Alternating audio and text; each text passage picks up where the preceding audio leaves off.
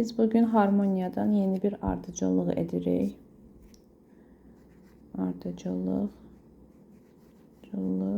3. Yazırıq ardıcıllığımız nədən ibarətdir? Tonika, sıx düzülüş, kvinta, subdominanta, dominanta, tonika tersiya vəziyyətində, yarım ölçüdə, dominanta çərək ölçüdə, tonika prima vəziyyəti, sıx, subdominanta, dominanta və tonika. Yazırıq burada. Re majorda yazaq elə.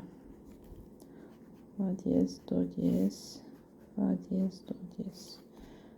4'te 3 ölçü olmalıdır. Deməli yazırıq. Sıx düzülüş kvinta.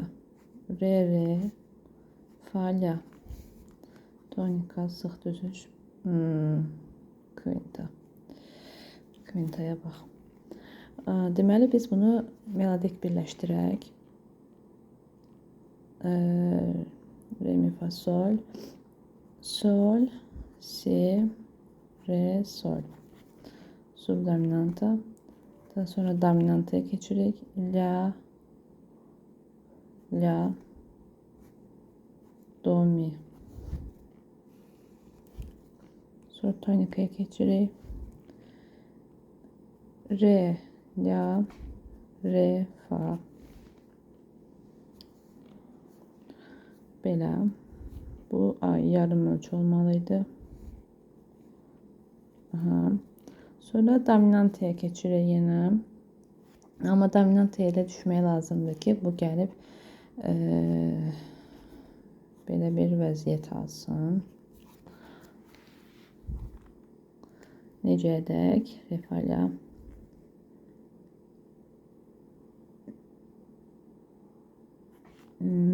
La, la, do, mi. Bunları harmonik birləşdirdik. Digərini melodik birləşdirdik. Bu şəkildə, yəni bununla bunu harmonik, bununla bunu da melodik. TD-ni harmonik, DT-ni melodik birləşdirdik. Düşdük prima vəziyyətinə.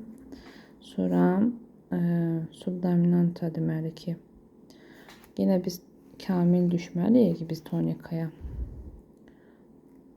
Fa, sol, qrey belirləyək. Sol, sol, si, re, la, mi, la, do, re, fa, ey Allah.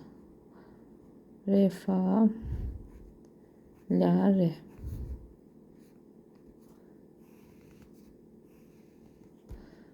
Dominanta, bu da tonika. Deməli bu şəkildə oldu. Deməli ki, neynədik? Biz sıx düzülüş kvinta vəziyyətini yazdıq belə. Daha sonra melodik birləşdirdik subdominantla. Sonra ST-ni də melodik birləşdirdik. Çünki onlar arasında harmonik birləşmə şansı yoxdur. Daha sonra dominantla tonikanı harmonik üsulla birləşdirdik. Eləcə də yenə də əvvəlki vəziyyətinə qayıtdı dominanta. Sonra da prima vəziyyətinə gətirmək üçün onu melodik birləşdirdik. Bu da sol, sol, si, re, harmonik üsul, sonra melodik üsulla birləşdi. Bu da adi harmonik üsulla birləşdi yenidən tonika ilə.